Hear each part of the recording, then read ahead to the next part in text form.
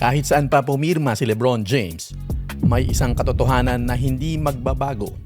Ang pinakamadaling daan sa ikalimang singsing ni LeBron ay nasa Philadelphia.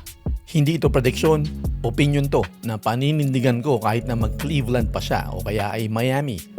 Dahil ang Sixers talaga ang best basketball fit para kay LeBron sa kanyang final years. Period. Tingnan mo ang mga facts. Kakatrade lang ng Philadelphia para kay Jaylen Brown, kapalit si Paul George, at 2 first-round picks at 2 second-round picks. Si Tyrese Maxey, career high, 28.3 points last season, All-NBA third team. Sina Brown at Maxey, number 4 at number 5 yan sa buong NBA sa scoring. Magkasama na sila ngayon sa iisang koponan. Pero teka, hindi pa yan ang pinaka-exciting na parte sa roster na ito. VJ Edgecombe, 20 anyos, all-rookie first team, 16 points, 5.6 rebounds, 4.2 assists as a rookie. Meron pa yang 30-point, 10-rebound playoff game laban sa Boston. Aba, first rookie na gumawa nun since Tim Duncan, 1998 pa. At si Joel Embiid sa Game 7 sa Boston, 34, 12 at 6. Panalo. Sinabi niya mismo na yon ang biggest win ng kanyang karera. Ngayon, bakit perfect fit itong si LeBron dito? Simple.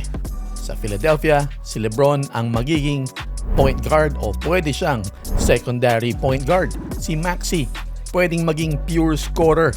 Salitan sila ni LeBron. Pwedeng talagang mag-off ball itong si Maxey kung meron siyang LeBron James na magpapatakbo ng opensa paminsan-minsan o pwedeng hati sila. Kayang tumakbo sa catch and shoot nitong si Maxey. Mabilis, bata pa. Kumpleto ang complement ni LeBron dito sa Philly. Mula sentro hanggang guardia hanggang wings. Si Embiid sa loob, si Brown sa wing, si Edgecombe sa depensa, si Maxey sa scoring at pagpo-point guard at pagpapatakbo rin ng opensa. Ang kulang lang nila, isang world-class na playmaker na kayang mag-post up, tumira ng tres o sumagasa man sa gitna. Yan ang nagagawa ni LeBron James. So mapapahinga silang lahat. Gagaan ang buhay nitong 5 ito.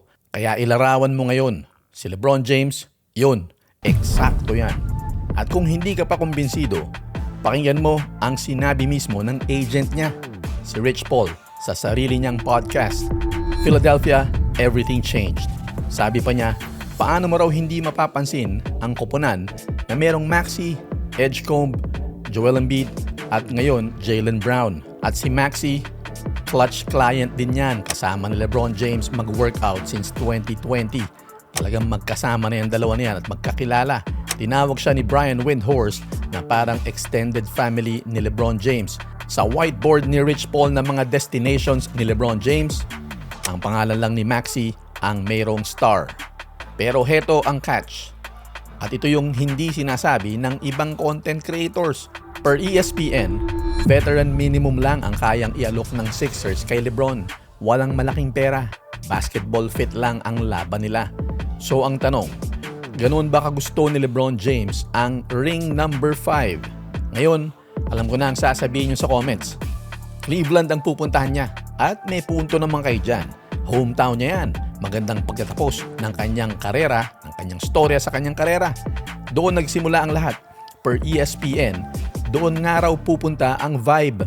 Perfect ending sa storybook. Hindi ko yan nagkakaila. Pero basketball-wise, sa Cleveland, si Donovan Mitchell, ball dominant. Si James Harden, expected bumalik, 36 years old, at alam nating lahat, gusto niya, hawak niya ang bola. 3 ball dominant stars sa isang koponan, kahit mga analyst kinu-question ang fit na yan. Kumpara mo sa Philadelphia, si Maxey 25, si Edgecombe 20 years old pa lang. Mas batang backcourt, mas malinis na roles, mas madaling daan, at mukhang mas masunurin itong dalawang batang ito. At ang Miami Heat naman, maganda rin puntahan ni LeBron James. Pero heto yan, itong si Giannis Antetokounmpo, sagasa sa gitna. Mas kailangan niya ng mga shooters. Si Bam Adebayo, hindi masyadong shooter. Si LeBron James, tumitira ng tres pero hindi siya pure shooter.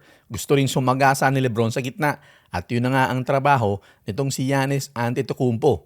Kulang pa ngayon sa shooters itong Miami Heat kaya hindi pa sila solid na solid talaga kumpara mo sa Philadelphia 76ers. Kaya kung pipirma si LeBron sa Cleveland, masaya ang kwento, maganda ang ending. Sa Miami, parang hindi pa ganun kasolido kung gusto ni LeBron ng ikalimang singsing.